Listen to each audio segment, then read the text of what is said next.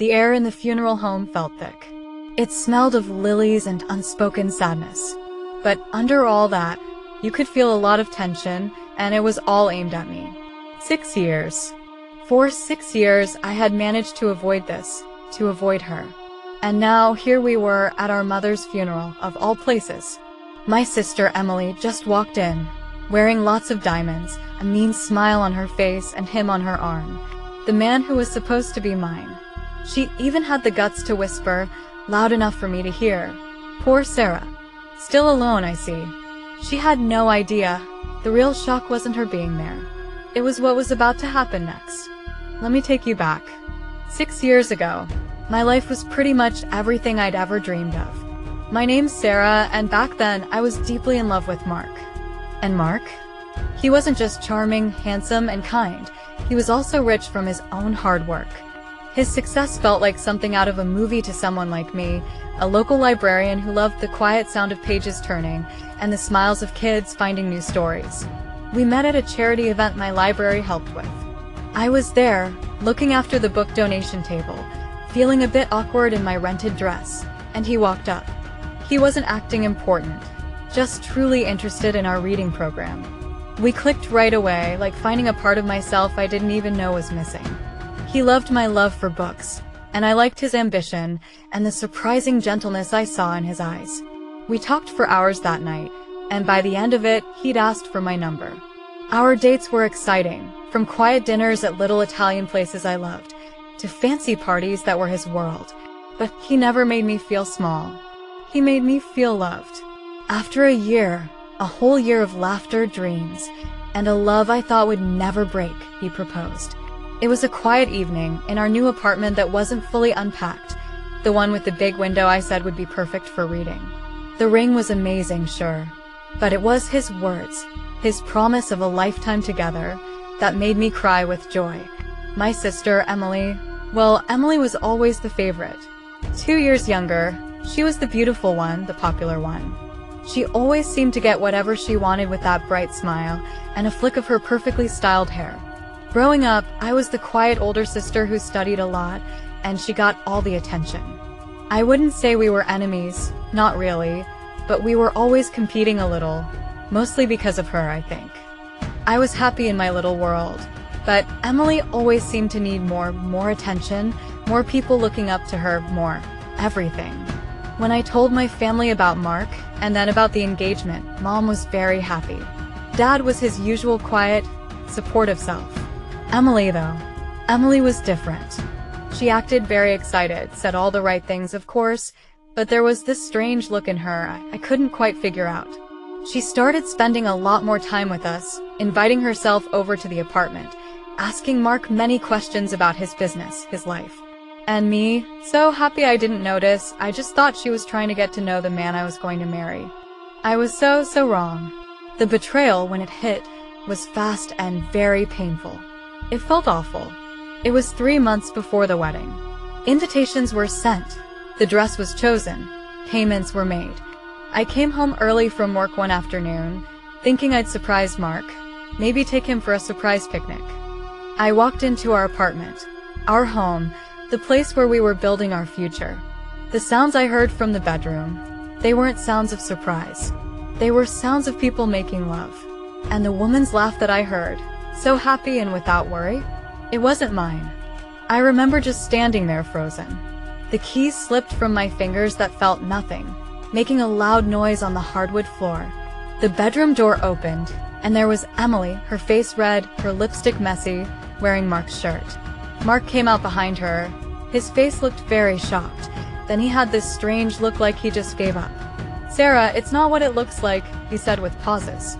You know, the usual weak excuse. Emily, though, she was braver.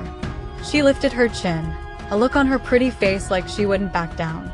"Actually, Sarah, it's exactly what it looks like," she said, her voice not sorry at all. "We didn't plan this. It just happened. Happened." I whispered, the word hard to say, feeling bitter. My fiancé, my sister, in our bed? The pain was so real. It felt like something was hurting my chest so much I could barely breathe. The beautiful future I'd planned, the life I was so excited to build, It all broke completely right there on the shiny floor of our once happy home. The worst part wasn't just what they did, but who did it. My sister, my own family, and the man who'd promised to love me forever. That day, I didn't just lose a fiancé. I lost my sister, my family as I knew it, and a big part of myself. The break was immediate and total. I packed my bags, left the ring on the table, and walked away from the mess they made of my life. The 6 years that followed went by in a haze of pain. Then it was a slow, really hard time trying to feel better. Right after it happened, it was awful. I moved into a tiny studio apartment across town, and the silence there was very different from the laughter-filled home I'd shared with Mark. Sleep didn't help. Nightmares of their betrayal just kept repeating. I focused hard on work, staying late at the library a lot. I found comfort with books, at least they were loyal. Friends supported me, offering shoulders to cry on, endless cups of tea, and things to take my mind off it. My parents, they were in a difficult situation.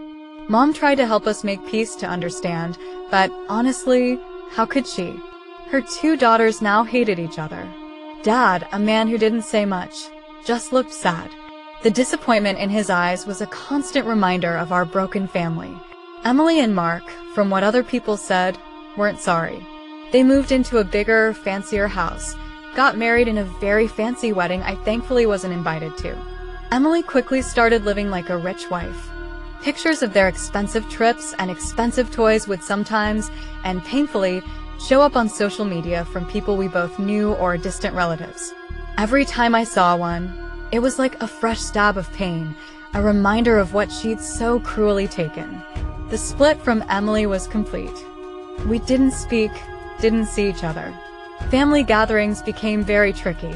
I'd go to holidays if I knew she wouldn't be there, or I'd just make excuses.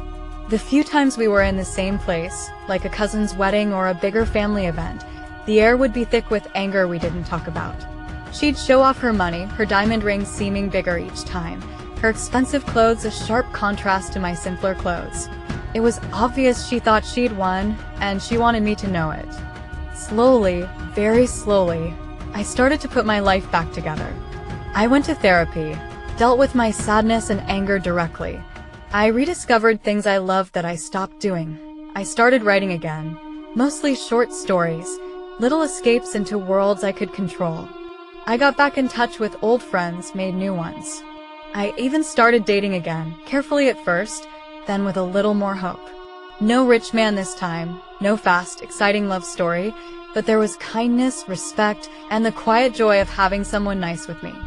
I found a different kind of strength in myself, an ability to get back up I didn't even know I had. I learned that I was valuable, not because of a man or a certain lifestyle. I was Sarah, the librarian who loved books and stories, who had survived a terrible betrayal and was, slowly but surely, finding her own way to be happy. Then, about 3 months ago, news came that broke the little piece I'd managed to build. Mom was sick. Cancer. It was spreading fast. The doctors said she wouldn't get better. The weeks that followed were a blur of hospital visits, quiet talks with doctors, and really hoping for a miracle. Emily was there too, of course. We were polite but not friendly for Mom's sake, but that cold distance between us, still very much there. Mark hardly ever came. Emily would say he was too busy with work, but I thought he just couldn't face the truth that was hard to face about our broken family. Mom fought hard, but the sickness wouldn't stop. She died on a quiet Tuesday morning. I was holding her hand, and I noticed, with a sudden feeling of sadness, that Emily was holding her other one. Her last whispered words to us both were, "Be kind to each other. Please." A request that felt like a very big, very hard thing to ask. The funeral was set for the following Saturday. The thought of facing Emily and Mark, who would surely be there too, in such a place full of strong feelings, filled me with this terrible fear. Part of me didn't want to go. Part of me wanted to hide away and be sad by myself, away from people watching too closely and the drama I knew was coming. But another part, the part that loved my mother very much, knew I had to be there. To say goodbye, to honor her memory, and maybe, just maybe, to try and do what she asked at the end, though I had no idea how. The days leading up to the funeral were full of sadness and worry. I picked out a simple black dress, a world away from the expensive clothes Emily would no doubt be wearing. I wrote a speech about Mom, writing down all my love and sadness, focusing only on Mom, her warmth, her laughter, her support that never stopped throughout my life. I was careful to take out the parts of my life that Emily had destroyed.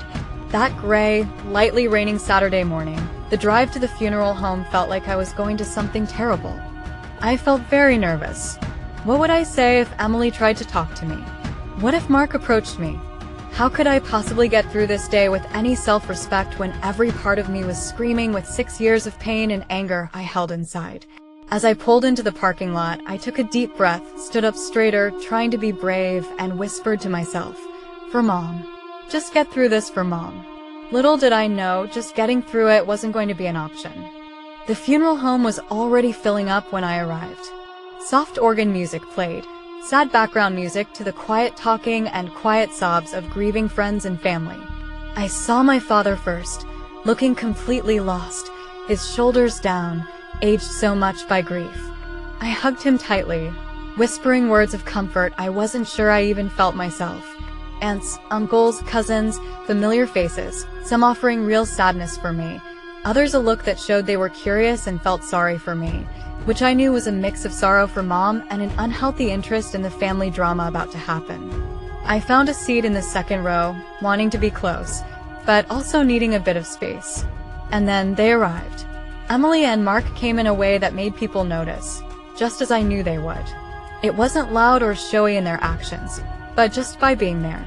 Emily was in an expensive black suit that fit perfectly, that probably cost more than my monthly rent, a string of pearls at her throat, and on her left hand, that diamond ring. It was so large it seemed to shine even in the dim light, practically winking at me. Mark, looking uncomfortable but trying to look sad and supportive, was by her side, his hand on the small of her back. They paused at the entrance of the chapel, Emily looking around the room, her gaze eventually landing on me. There was no sorrow in her eyes, no shared grief for our mother. Just that same old feeling like she was better than me.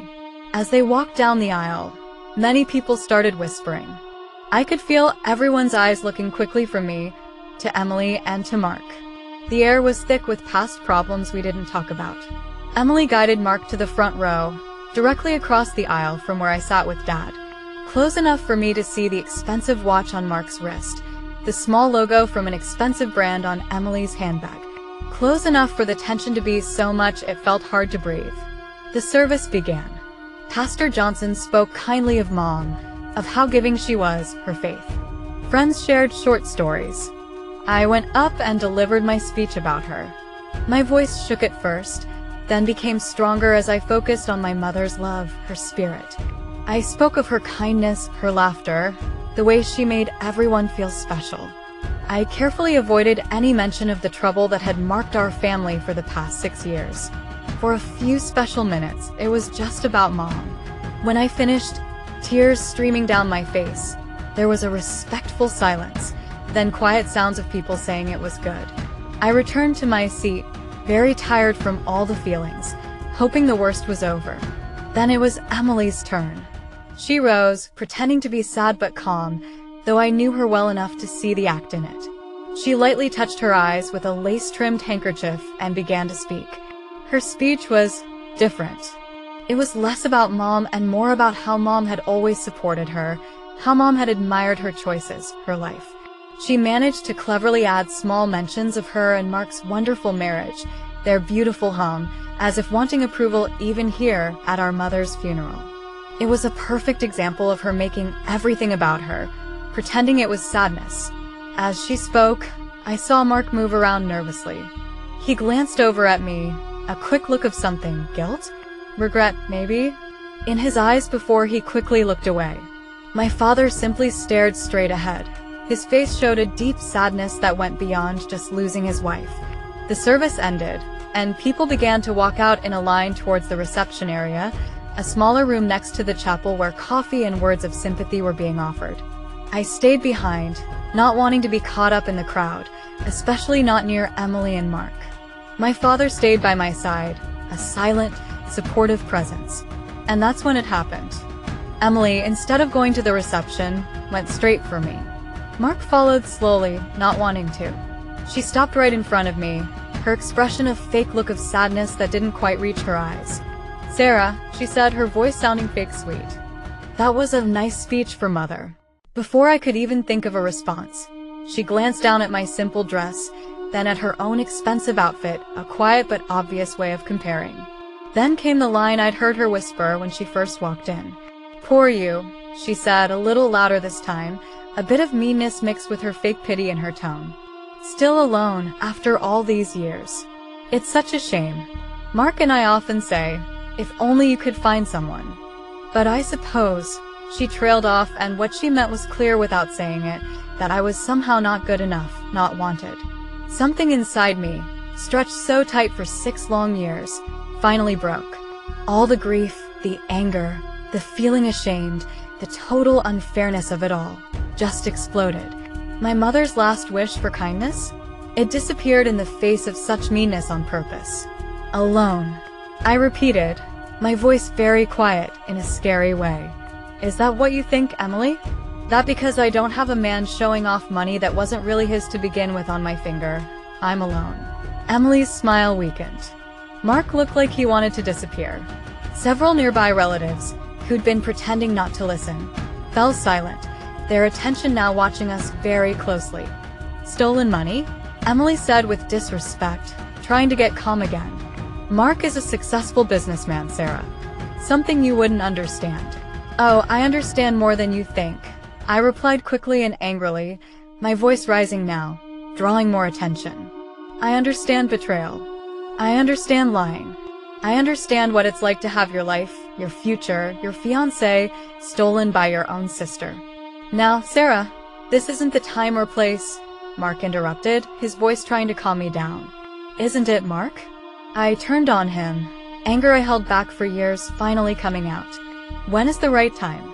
"When Emily shows off everything she took from me at our mother's funeral. You stood by and let her do this, just like you stood by 6 years ago and let her destroy my life." "I didn't," he started. "You did nothing." I cried, tears of anger now mixing with the tears of grief. "You chose her. You chose the easy path, the shiny, attractive thing. And you, Emily," I turned to her angrily again, "you didn't just take him. You tried to take my spirit, my self-respect. You've spent 6 years showing off how happy you supposedly were to make me feel bad." Emily's face was no longer calm. It was showing she was very angry. "I am happy, Sarah. Happier than you'll ever be. He loves me. Does he?" I questioned her strongly, looking directly at Mark. "Does he love the woman who would make secret plans and tell lies and betray her own sister? Or does he love the lifestyle you provide each other, built on my sadness?" The silence that followed was very, very quiet and tense. Other family members were now staring without hiding it, some shocked, some, I suspected, secretly pleased this was finally happening. My father put a hand on my arm. "Sarah, please." But I wasn't done. This was building up for years. "You walk in here, Emily, to our mother's funeral, dripping in diamonds that were bought with the money of the man you stole, and you have the nerve to feel sorry for me?" My voice cracked. "You think I'm alone because I'm not with a man like him anymore? Let me tell you something. I'd rather be alone for the rest of my life than be with someone who has no honesty, no faithfulness. And I'd rather have no sister at all than one like you." The words just hung in the quiet room, sounding very harsh. Emily looked like I'd slapped her. For the first time, I saw a quick look of something other than her feeling superior in her eyes, shock, maybe even a very small sign of hurt. Mark just stared at the floor, his face pale. After my angry words, there was this shocked, uncomfortable quiet. Emily's fake calmness was gone, replaced by this look of angry disbelief. Mark looked completely beaten, avoiding everyone's gaze, especially mine. My father sighed a deep, tired sound and gently pulled me towards him, away from the center of it all. "That's enough, Sarah," he said softly, his voice more sad than angry. Emily, though, she wasn't ready to back down. "How dare you?" she said with quiet anger, her voice quiet and hateful. "After everything we've been through, losing Mother, and you choose now to attack me?" "Attack you?" I laughed, an ugly, unhappy sound. You call speaking the truth an attack? You've been quietly trying to hurt me for 6 years, Emily. I gestured around the sad room. This was supposed to be about Mom, about grieving her, and you couldn't resist one more insult, one more chance to try and make me feel small. It was then that things changed in a surprising way. It didn't start with a bang, but with a soft, papery sound. Our family lawyer, Mr. Henderson, who'd been standing without drawing attention near the back, cleared his throat and stepped forward. He was an old friend of Mom's, a kind, steady man who'd known our family for tens of years. "If I may," he said, his voice calm but firm, breaking the uncomfortable feeling. "Eleanor, your mother, left something specific in her belongings for this day. She asked me to share it after the service, with the family present." A new kind of quiet fell over the room. Emily looked like she didn't trust it. Mark looked careful, expecting trouble. I just suddenly felt very tired again, wondering what else this day could possibly throw at me. Mr. Henderson held up a simple, cream-colored envelope. "Eleanor wrote a letter," he explained, his gaze looking at me, Emily, and my father. "And she also made a rather special change to her will just last month, which she wanted shared in a casual way today, though the formal reading will be next week." He opened the envelope and began to read. Mom's handwriting I knew well, now on that page, seemed to make it feel like she was there. "My most loved children, Sarah and Emily, and my much-loved husband," Mr. Henderson read, his voice steady. "If you are hearing this, then I am gone. I'm very sad to leave you, but I pray you find peace. There has been too much pain, too much silence between you, my daughters. 6 years is a long time to carry such heavy things emotionally." My eyes started to water again. Emily just stared straight ahead with no emotion. "Sarah, my loyal and unchanging girl," the letter continued, and Mr. Henderson's voice softened. "I have seen your quiet strength, your strength to recover. I have worried for you, but I have also thought you were wonderful more than words can say. You built your life again after it was destroyed, with self-respect and beauty in how you acted. Never doubt your worth, my love. You are very valuable than all the gold in the world." I couldn't help but cry out then, and Dad put his arm around my shoulder. Emily, the lawyer, read on, and I could hear the shift in Mom's tone, even through his voice. "My beautiful, ambitious Emily, I have always loved you, but I have not always understood your choices. Wealth, status, these things don't last long. True happiness, my dear, comes from within, from love given freely, from kindness, from honesty. I've seen the life you and Mark have built.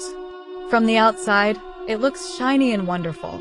But I have often wondered, my child, if you are truly happy, truly peacefully happy in your heart." Emily made a small, quick movement of surprise or pain, almost too hard to see.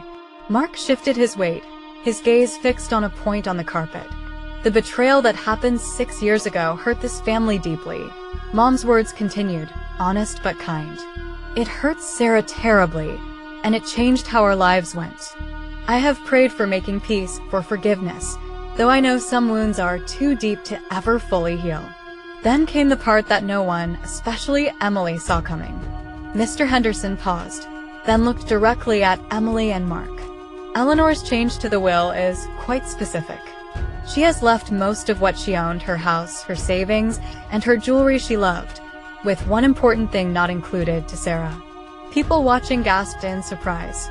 Emily's head looked up quickly, her eyes wide with disbelief, then got very angry. "What? That's not possible. I'm her daughter too. She has left you, Emily," Mr. Henderson continued calmly, "an amount of $10,000, and one specific item of jewelry, her simple, silver necklace that opens, the one her own mother gave her. Her note alongside this gift in a will says, 'May this remind you, Emily, of what is really important. Love, family, and the simple things. Not the shiny things that stop us from seeing what's important.'" The silence in the room was complete, except for Emily's uneven, heavy breathing. That huge diamond ring on her finger suddenly seemed too bright and showy, totally out of place. Mark looked shocked, then a strange expression crossed his face. Was it feeling happy something bad is over? Also, Mr. Henderson added, Eleanor said must happen that her parts of the small family company that invests money, which your father and she built, parts she got from her own parents when they died, are to be managed by Sarah. The profits are to be used for helping people in need in Eleanor's name, specifically programs to help people read and support for women starting over after tough times.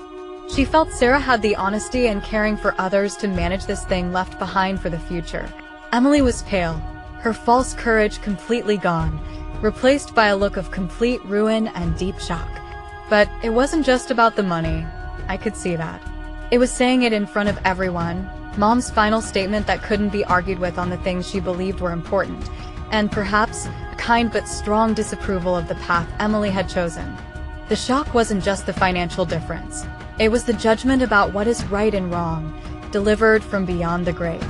My mother, in her quiet way, had seen everything, understood everything, and this was her final act of love and, perhaps, justice. The woman who Emily thought admired her choices had, in the end, showed mine were right. That was the moment no one, least of all Emily, saw coming. The days and weeks after the funeral were strange.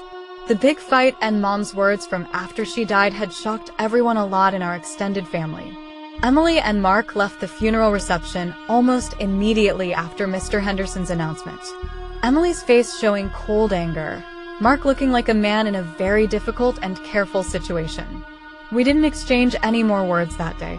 The inheritance wasn't a fortune by rich people's standards, but it was quite a lot. More than the money, though, it was the trust Mom had placed in me, the proof that my choices were good. That affected me a lot. Her house, filled with memories, became my safe and peaceful place again, no longer a place of shared grief, but one of quiet thought and a new beginning. I started looking into setting up the organization to help others like she wanted, focusing on programs to help people read. It felt like the good way to honor her, and to the things I loved that always showed me the way. I heard whispers about Emily and Mark. Some said their marriage was having problems, that the perfect image was breaking for a while, and Mom's will was just another blow. Emily, stripped of the expected inheritance and the approval she thought she had from Mom, which she'd clearly understood wrongly, was apparently really struggling. The life she had so cruelly took suddenly seemed not as exciting or attractive, maybe even empty. Truth be told, I didn't feel like I had won a big victory, just this deep sadness for the sister I'd lost long before Mom passed away, and a quiet feeling that something has ended. My father and I grew closer. We talked more, shared memories of Mom, and found our way through our sadness together. He never clearly said who was right or wrong, but I knew he understood. He saw the pain Emily had caused, and he saw the quiet way I had tried to heal. As for me, that argument, as painful as it was, had been a letting go of feelings. 6 years of feelings kept inside had finally come out. Mom's letter and her will weren't about revenge. They were about truth and values. They confirmed that honesty, being kind, and being strong enough to recover were what's really valuable. I didn't get my old life back, and I didn't even want it. Mark was a ghost from a past I no longer mourned. The rich lifestyle Emily had wanted very badly didn't attract me. I found peace in the simple things. My work at the library, taking care of Mom's garden, writing my stories, spending time with people who really cared for me. I was still single, yes, but I wasn't alone. I was surrounded by love, a reason for living, and a new feeling that I was valuable that no betrayal could ever damage or spoil again. My mother's final gift to me wasn't just her things she owned. It was the truth that couldn't be questioned that I was, and always had been, enough. The future was not sure, but for the first time in a long, long time, it felt bright and completely mine to decide. That day at the funeral changed everything. It was the end of a sad part of my life and the beginning of a new one where I finally felt free. Betrayal, especially by family, hurts very much, and healing takes a long, difficult time. What about you? Have you ever faced a terrible time someone let you down or a moment that changed your life completely? How did you find the courage to keep going? Share your stories and your thoughts in the comments below. I try to read every single one. If you connected with this story, please give this video a thumbs up, and don't forget to subscribe and hit that notification bell so you don't miss out on more stories like this one. Thank you for listening. Remember, no matter what you've been through, What happened to you is important, and you are stronger than you believe.